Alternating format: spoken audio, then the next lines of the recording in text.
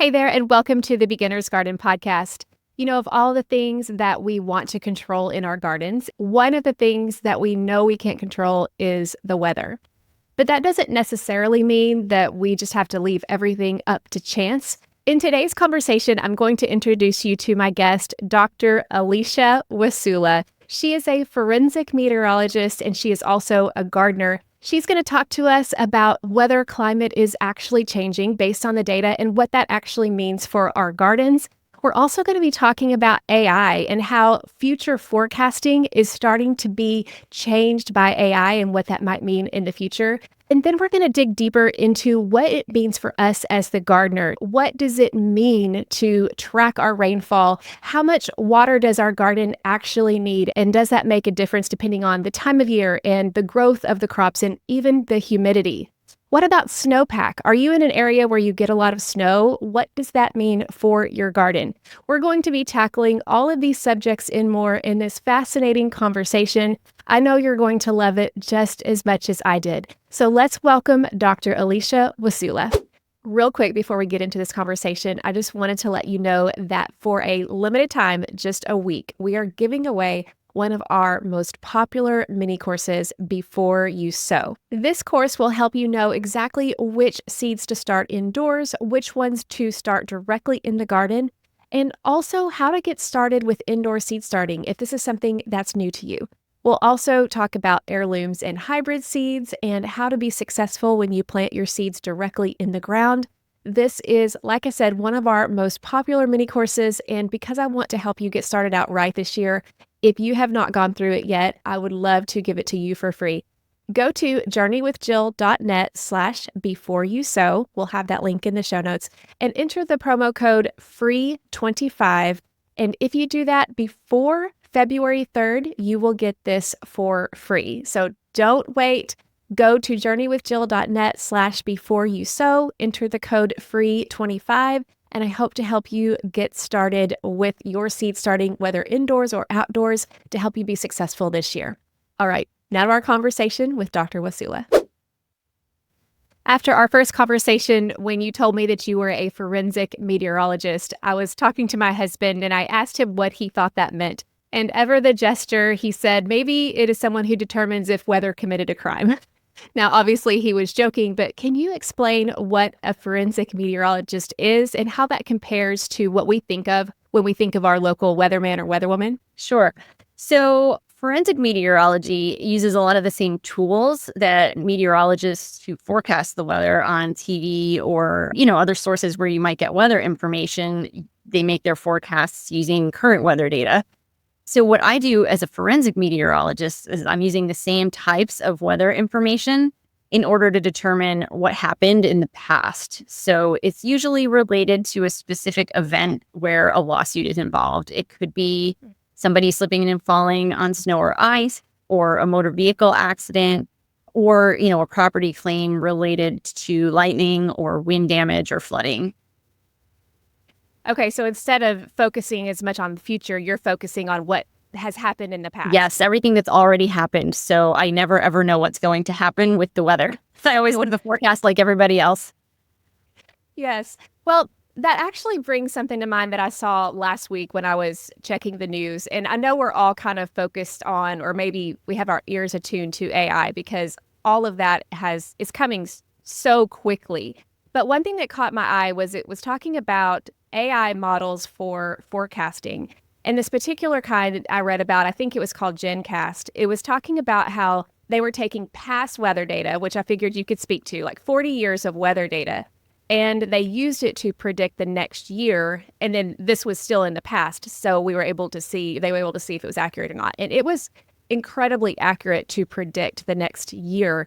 And so as a forensic meteorologist, I'm sure you're keeping an eye out on all of these developments. What are your thoughts as far as what might be happening and where might this be going as far as maybe predicting the weather and how it affects us individually?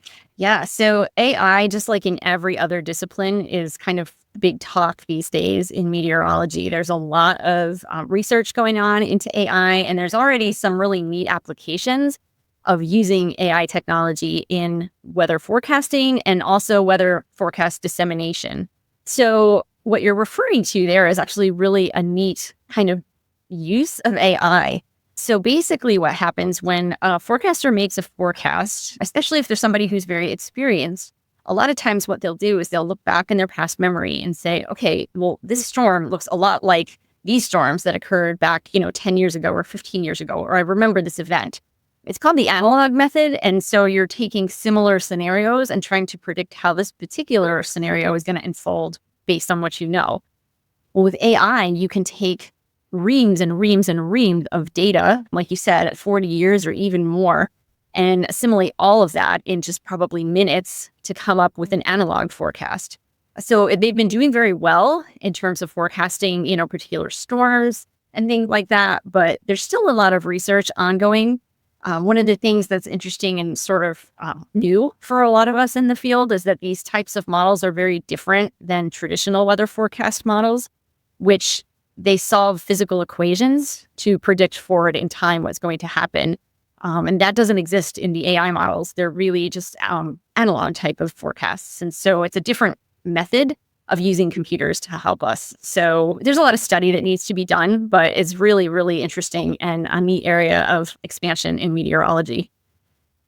Do you foresee our local weather people eventually starting to couple this analog of their own doing and also AI to kind of meld the two together in the future? It's actually a really interesting area because when you get a computer that can make a forecast that's very good, faster than a human can, you're doing a lot of looking at what the role of the human forecaster is in a weather forecast. If somebody can just hit a button and get something out, what does the human need to do? So a lot of the role of the human at this point is focused on helping people understand what to do with the weather information, right? What do you do when there's a warning or when there's a storm coming? So there's still a lot of science in meteorology in terms of how these things are being developed and, study of AI versus traditional weather forecasts and that kind of thing.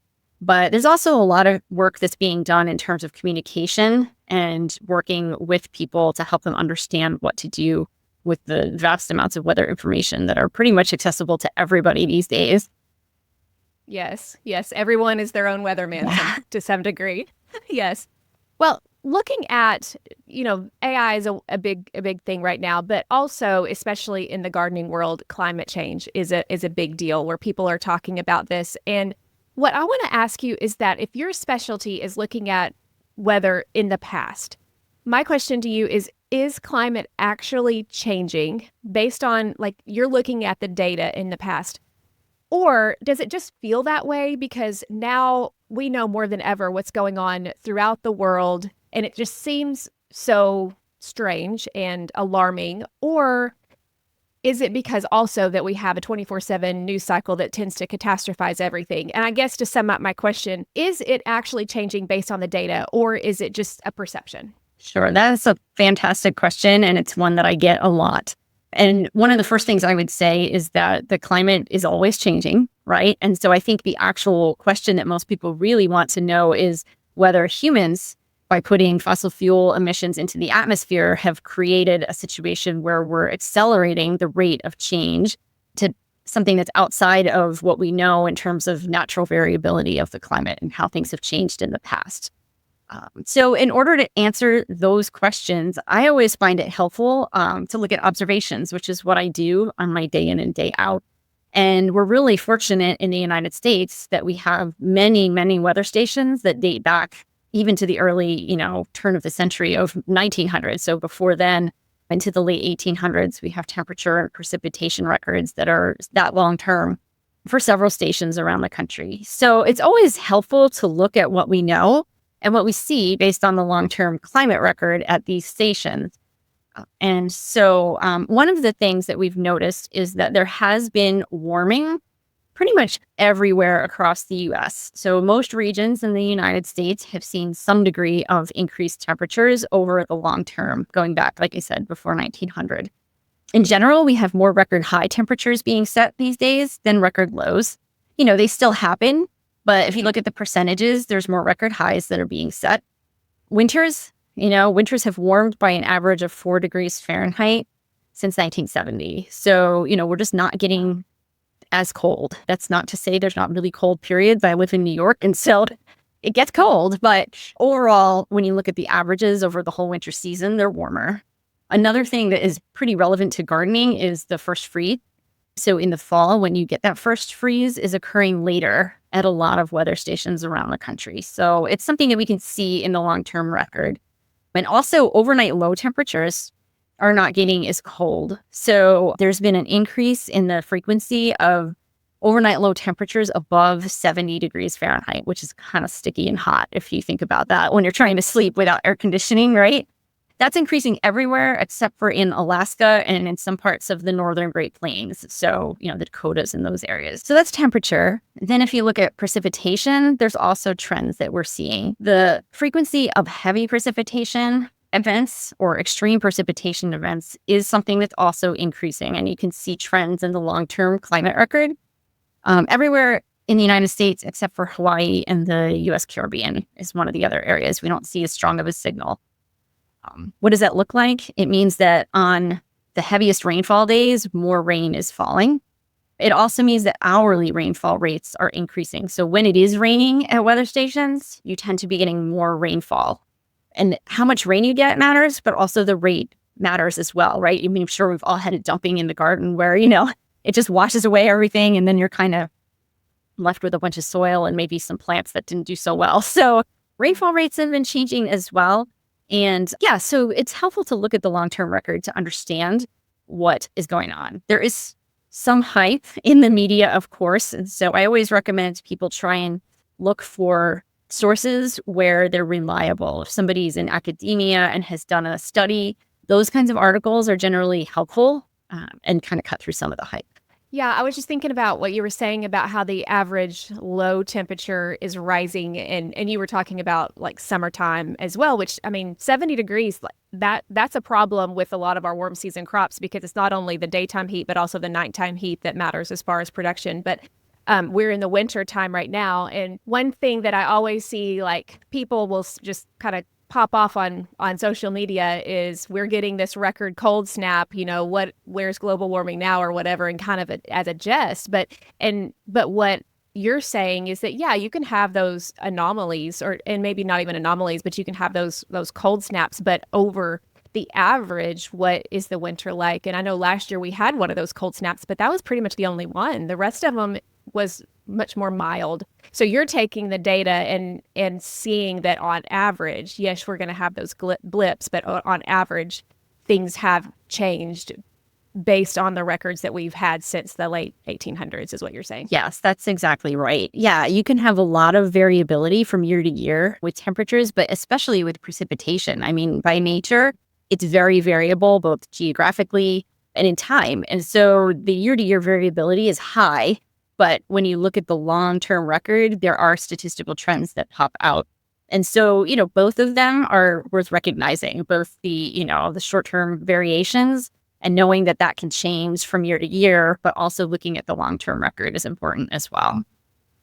You mentioned that the last freeze is starting to be a little bit later. And in 2024, this definitely was the case. My last killing freeze was a month later than usual.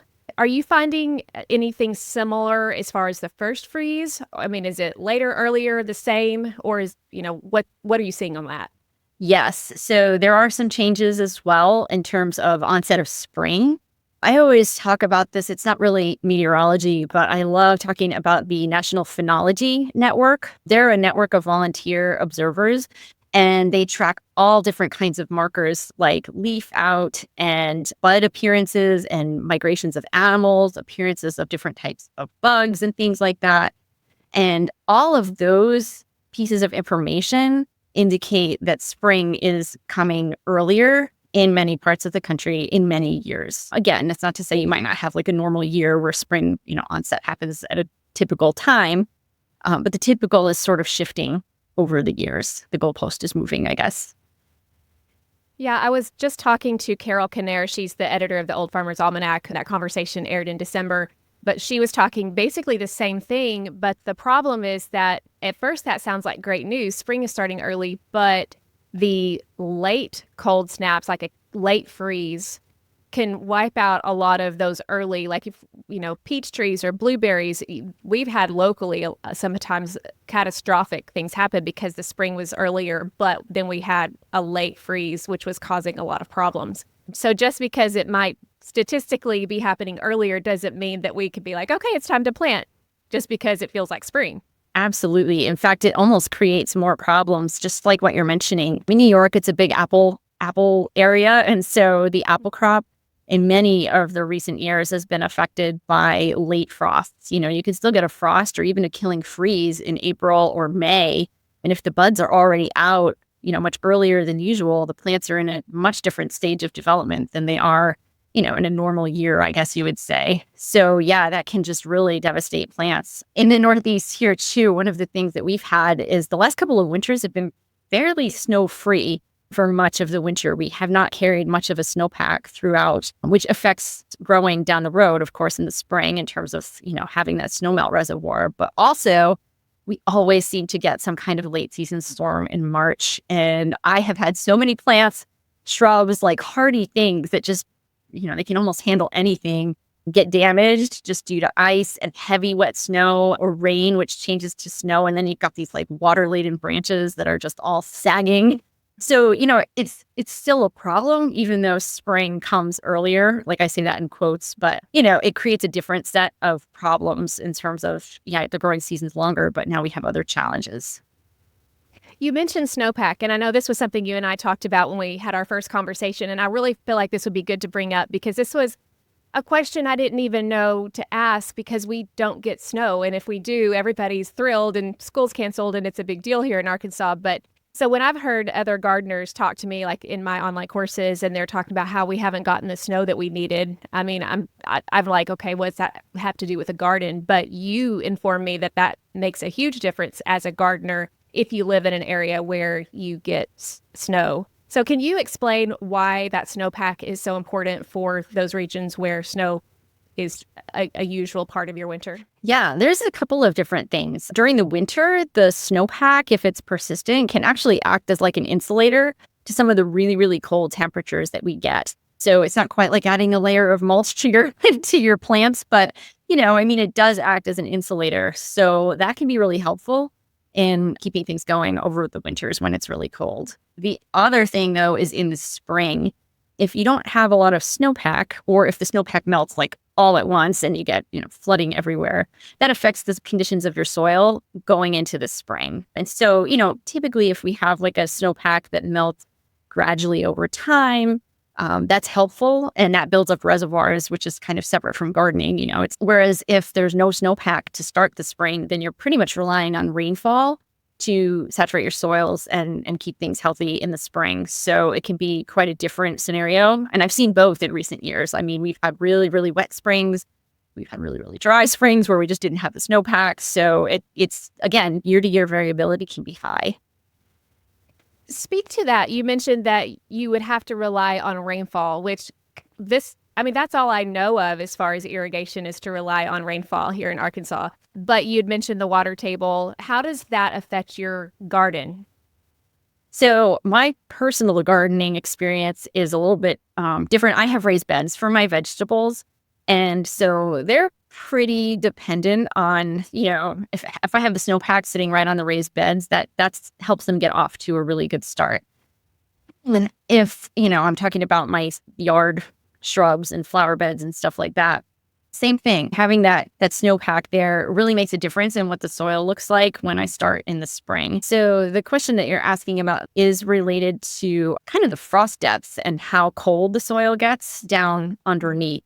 And that's something that we definitely deal with here in the Northeast, right? The ground freezes, and when it thaws in the spring, it actually thaws from the top where the sun comes and hits it first, right? So they call it mud season, like in places like Vermont and stuff like that, because you can have this really frozen layer of soil and then this top sort of wet, slippery layer that's just muddy. So it really can make a difference on what the soil does when it finally thaws out. And I think there's probably some studies, although I'm not sure off the top of my head, that can connect like how saturated the soil is from having the snowpack sitting on it and slowly melting to how quickly it would thaw in the spring versus like very dry soil, for example. Yeah, that makes sense. And that brings me to wanting to dive a little bit more granular in how weather affects us as gardeners, because we can talk about things like climate change and trends and things like that. But all in all, I mean, when we're talking about our gardens, we want to know how is weather going to affect us and our particular garden. So, what is the biggest mistake that you see gardeners make in terms of being aware of weather and how weather affects their gardens? So I don't know if it's necessarily a mistake, but I think that many gardeners don't necessarily feel that they are empowered to pay attention or track weather conditions so that they can respond and kind of be resilient no matter what happens, versus sort of feeling like they're at the mercy of the weather. And of course, to some extent, we all are. I mean, it is what it is. But there are things that you can do as a gardener to become observant about the weather where you are locally that can kind of help you create a situation where your plants are going to grow better, even despite some, inclement conditions or not ideal growing conditions. Just taking a quick break here to thank our sponsor, Organic Rev. It's one thing that we're probably all going to be faced with as we head into the spring, and that is dealing with freeze-damaged plants. Whether they're crops we have overwintered or whether they're new plants in the spring, sometimes it just happens. But Organic Rev can help with freeze recovery. Here's how it works. The humic acids and the beneficial microbes in Organic Rev help to repair roots and stimulate new growth. It also helps to increase nutrient absorption, which helps to speed recovery. Damaged plants can recover faster, minimize loss, and restore their growth faster. All you have to do is apply Organic Rev to the soil around the freeze-damaged plants. Just use 1 ounce per gallon. To get 10% off of your order, go to organicrev.com and use my promo code Jill10. I have been using Organic Rev for about 5 years, and it's one of the few products that I use consistently, and I have seen it work in action with freeze recovery in particular. But that's just one of the ways that I use it in my garden. Check it out for yourself. Go to organicrev.com and use my promo code Jill10. Now back to my conversation with Dr. Wasula. So how can tracking our local weather help make us make those better decisions as gardeners? Can you give a couple of examples of that? Yeah, I think the two biggest examples that I always point to are one, paying attention to rainfall, and two, paying attention to those frosts and freezes, especially with us planting earlier. And, we had a conversation offline about the hardiness zones, and they've changed. So a lot of us are in a warmer hardiness zone or a more temperate hardiness zone. So maybe we're trying to plant, more sensitive plants to cold. And so paying attention to when the conditions are going to come, which they do, the cold, hard freezes, late storms, things that we were just talking about. It's important to pay attention to that in order to help the baby plants thrive through the growing season. And the same thing with rainfall, tracking how much rain has been falling can just give you a way to stay in tune with that a little bit more so than just noticing if it's a rainy day or whatever. Tracking those daily metrics really helps you pay attention to what's going on, and then you can adjust accordingly. So I know you are a big proponent of tracking daily, but for the person who doesn't have a lot of time and maybe they're not great at keeping up with something like that, what would you suggest that they do kind of as a compromise to get maybe what they need to get without feeling like they have to do it every day? Absolutely. It can be a challenge. I think a lot of us who garden are outside regularly.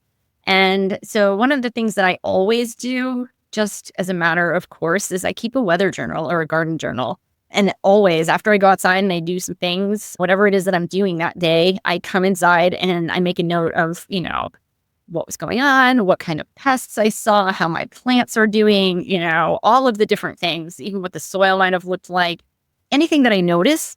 And I think even if you just start with being observant when you're outside, like that's great. If you are able, I highly recommend getting a rain gauge for your backyard. It's just one of the simplest things you can do. It doesn't take really much time at all to check a rain gauge. And there's some automated ones you can buy too. But I don't know, I'm kind of a fan of having like hands-on and just really being intentional about it and writing it down somewhere. Even, even if you're doing it automatically, just making sure that you're tracking it. I think that's really helpful. And so I am a big proponent of gardeners having rain gauges in their backyard.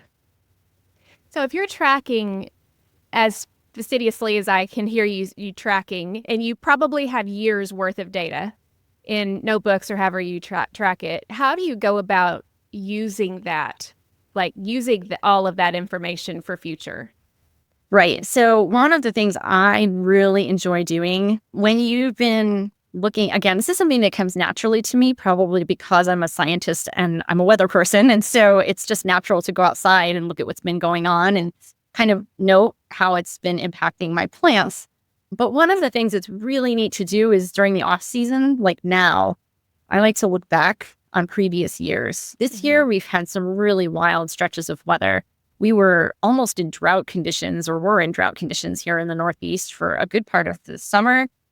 Then we got a little bit wet, and then the fall was really, really dry as well. And then mid-November hit, and of course, I'm not gardening right now, but things were, really wet after that. And so it's just so variable. So tracking from year to year and just comparing and seeing how things did can help you decide maybe you don't want to put that plant there next year, or maybe, you want to move these plants that have been doing great, but now they're not because, we had a couple of wet seasons and it seems to collect here. So I'm going to move these plants. It helps you plan where you're going to go in the next season.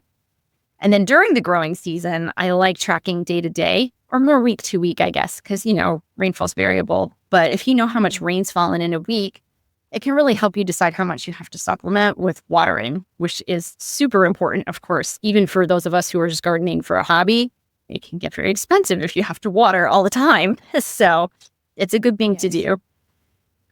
Yeah, and you mentioned that with the rain gauge is the first thing that you suggested. And for anyone who's interested in purchasing tools, anything from a simple rain gauge to a thermometer to a more complex purchase such as weather station, which is what I've had the past few years and I've absolutely loved it. What suggestions would you give for someone who's just starting to try to track their weather? So I think the biggest thing I would recommend, like I said, starting with a rain gauge it's a simple thing to do. It's easy to learn how to use. I would definitely recommend getting a standard 4-inch rain gauge, and you can just get one on Amazon pretty easily. Just search for that and you'll get it. It's a 4-inch cylinder, and then it has a smaller cylinder inside, and there's a funnel, which basically funnels all of the rain in the bigger cylinder down into this skinnier one. And so what that does is it basically stretches out the scale so you can read hundredths of an inch of rainfall versus if you're trying to just get it from, say, a regular rain gauge that you bought like at a box store, you're not going to be able to read those tiny increments. So it's really helpful to learn how to use one. There's a lot of resources online as far as how to read a rain gauge. And once you get the hang of it, it's really very easy to do. And it takes, 2 seconds. Now, I have to fess up. My husband is the weather observer in the family. I hate going out, especially when it's like this, to measure snow and rainfall. So he's the weather observer, but we do take daily observations here. We submit them to a volunteer weather network.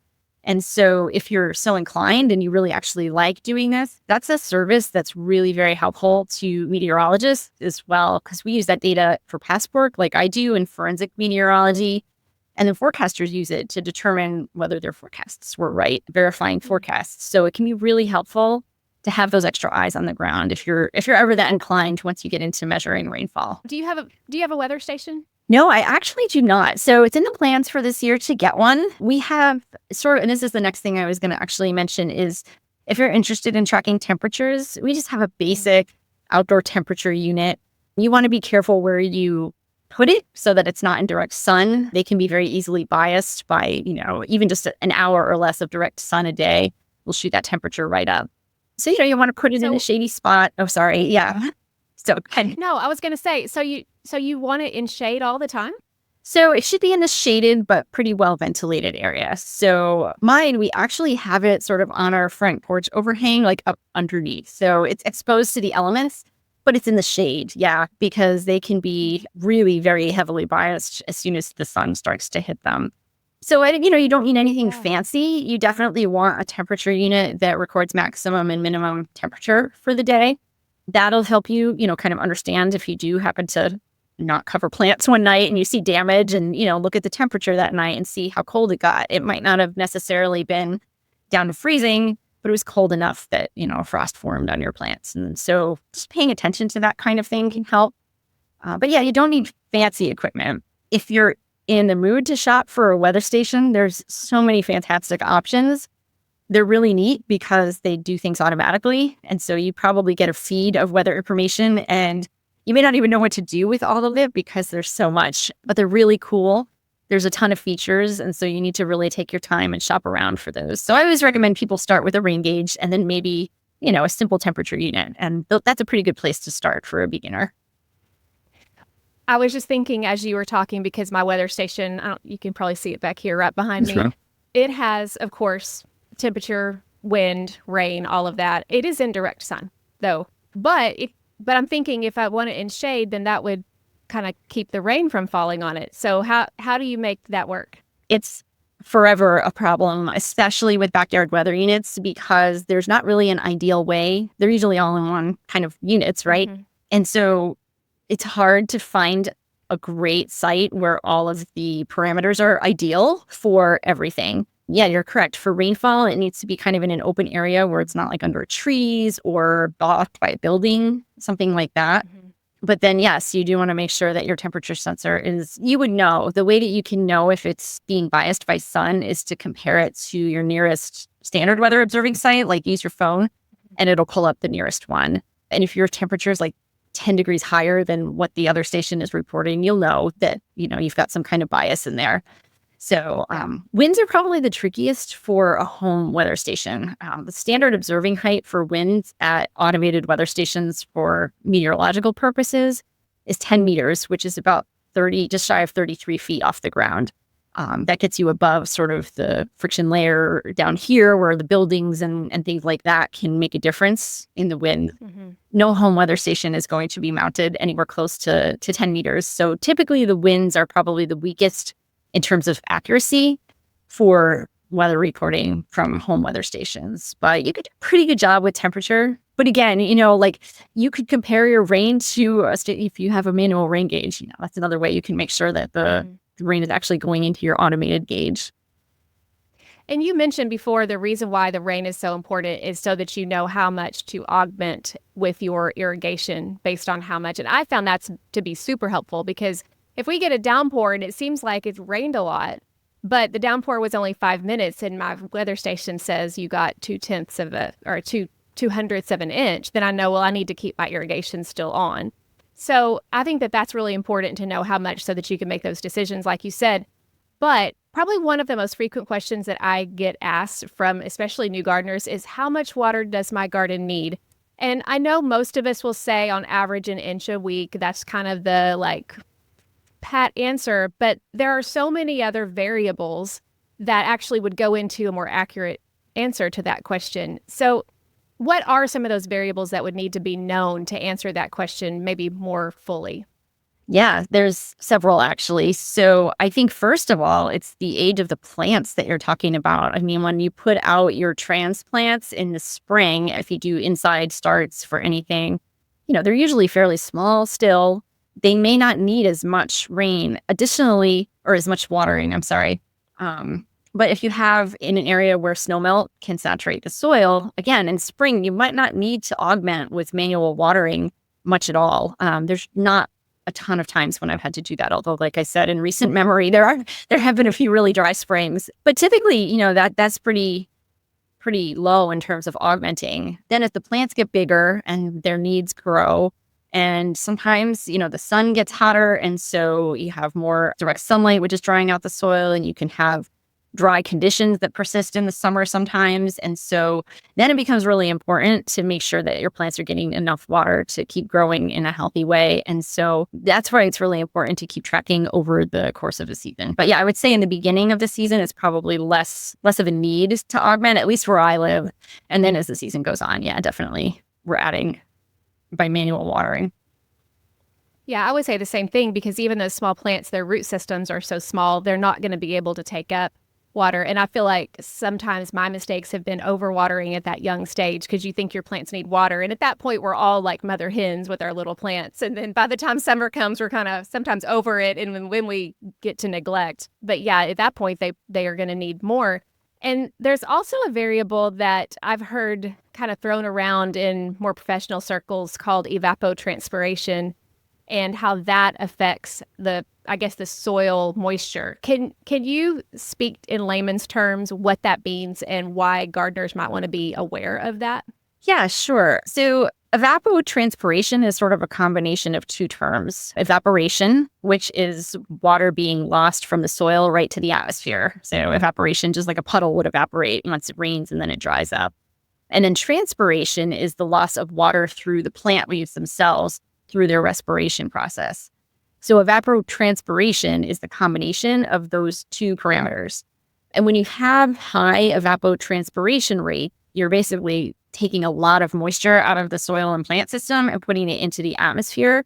And so you can get really dried out soils. And when you have those high rates, that would be a time when you might need to supplement more, even if you've had rainfall, just because the soil keeps drying out.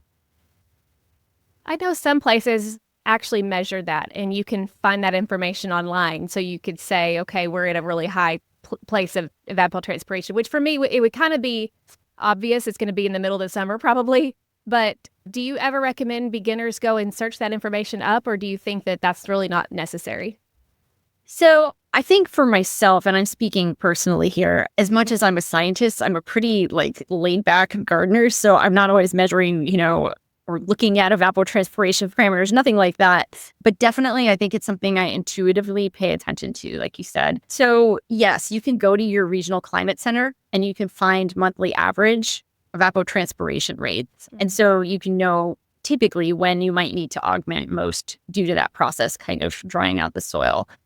But the conditions that create high evapotranspiration, it's hot weather, windy conditions because you're extracting water from the soil that way, extended dry periods, and direct sun. So when you have a really sunny period versus more cloudy conditions, sunny period is going to increase evapotranspiration. So when you have those kinds of conditions that are persisting over maybe more than a week, that might just tune you in to say, okay, I might have to add more than 1 inch of water per week just to keep the soil at a healthy place.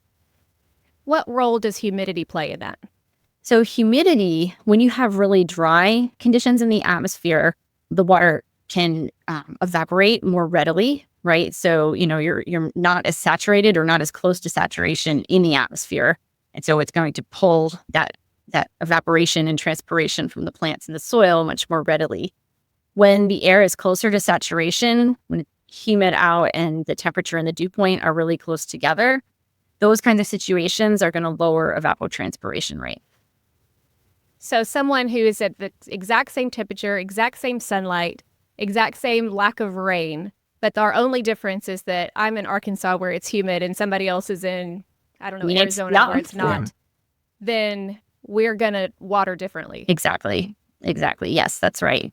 So yeah, I think just paying attention to those qualitative parameters where you are, and it depends. If you've moved to a new area recently, it might be a whole learning curve of a couple of seasons just to get a feel for things. But, like me, I've been in New York for a long time. So I kind of know when things are going to be needing more water and when they're fine to kind of leave alone. So it's really, like I said, it depends. You can get very into looking at numbers, but that's not an area where I really do as a home gardener. Yeah, I think that's a good thing to mention because some of the listeners are very detailed, data oriented, and they will make spreadsheets and they'll be excited about that. Others are just going to kind of want to go with the flow, but have the baseline information to help them make intuitive decisions, which I think either one works, obviously, but kind of lean into what you love to do that's going to make it fun for you. If you're not a data spreadsheet person, don't try to fit yourself into that box because it's not necessary. It is not. That is 100% right. It is a hobby for most of us, myself included. So I want to enjoy it. Part of my enjoyment is tying what I observe and looking at how that affects my plants and trying to become better at what I do. But that doesn't mean that I'm analyzing data all the time. It really, in fact, it's far from it. I'm probably one of the most laid back gardeners you could ever imagine. But, I do pay attention. And I think it's that intuitive, paying attention to what's going on outside. And then maybe just taking the extra step to write it down so that you remember it. It doesn't have to be fancy or data driven or, really hard science all the time. It can still be observational and still be fun and kind of laid back and a nice hobby. So how does what you do as your career as a forensic meteorologist, how does that change or impact how you garden, or does it? That's a hard question to answer, I think. But I think both scenarios, we're looking at what's happened. I mean, when I go out and garden, like I mentioned, what I do over the cold season here in New York is I kind of look past and look at years past and see what's happened.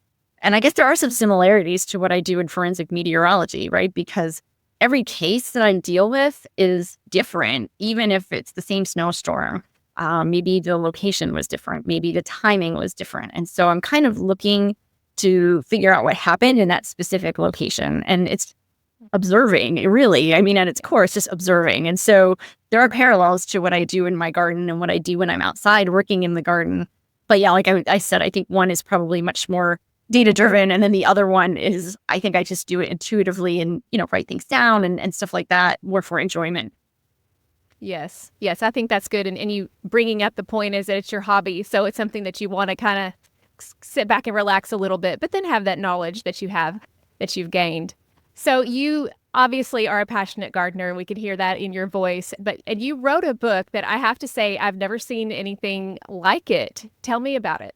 Right. So my book is called Gardening with Your Head in the Clouds, a weather primer for gardeners. And so I have been asked over the years to give seminars for local gardening groups, master gardener groups, cooperative extensions.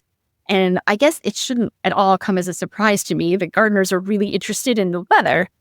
It's not necessarily just how the weather relates to the gardening and some of what we've talked about related to that today, but it's also just general weather. Like that sunset was really cool last night. How did that happen? Or why didn't we have any snow this winter? Or why did that snowstorm do such a number of my plants when the other one was fine? All different kinds of things, just kind of general weather questions.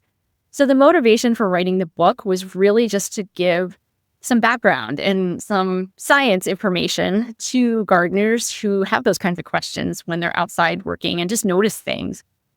It's not really a textbook from like a meteorology 100 type of perspective where if you were taking a class, it's more topic based.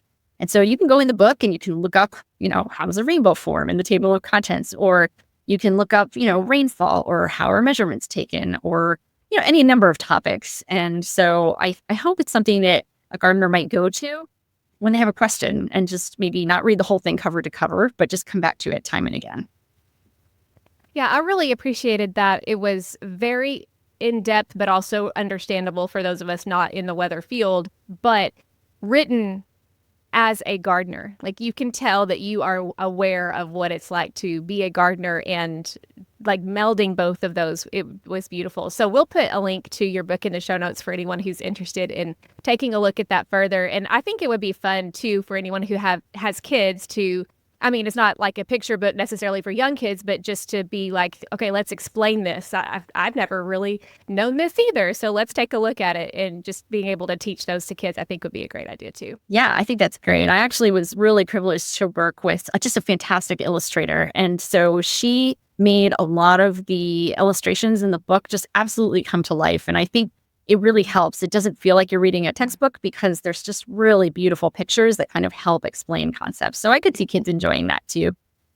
Yes, and those illustrations were very helpful too, because explaining science stuff, sometimes it does take a picture to make it click. So yeah, I really enjoyed it, and I know that anyone who's interested in this topic will as well. Well, thank you so much for joining me today on the podcast, and best of luck with the rest of your winter and with your garden this year. Thank you. It's been my pleasure. Good luck to you as well. Thank you. I hope you enjoyed that conversation. I know that I did. And as she and I were talking, I got an idea I wanted to share with you. This may or may not be something you want to look into, but I think I might try it out. So speaking of AI, I have definitely been working with ChatGPT to make some things more efficient. And one thing that I think would be fun is as we're tracking our weather, we could add it into some kind of a Google Doc or word processing form. And what you can do with ChatGPT is you can upload files and it can analyze. So I'm thinking it would be neat to digitize any of our weather tracking, even as we're going over the years. It's easy to look at what happened last year, but when you start having years and years and years of data as a gardener, it's going to be hard. Like, I don't remember what happened in 2014, but if I had it all in one document that I could upload to ChatGPT and it could tell me, like, when was my frost, or what range were my frost, or when did I start noticing that a certain insect came, that I was noticing insects. I was just thinking of a lot of different ways that I could possibly use AI to help make decisions in the future, especially with using a lot of data. Now, whether I actually will do this, I'm not sure. But for those of you who would like to do something like this, to be able to quickly ask, okay, looking at the data of the last 5 years, tell me this, this, or this. I just think that would be something fun to play around with if you wanted to help give you more information to help you with your garden planning and when you want to do certain things in the garden. I just think it'd be something to look into. I wanted to give you that tip, whether or not you use it. But if you do, let me know what you think and how it works out for you. A huge thanks to Dr. Wasula for coming on the podcast today, and I hope you have found it helpful. Again, we'll put a link to her book in the show notes if you're interested in that. And don't forget to join me. I would love to see you at the winter workshop tonight, or catch you on the replay if you're listening to this later. Just go to journeywithjill.net/winter workshop, and I will chat with you again next week. I hope you have a fantastic day.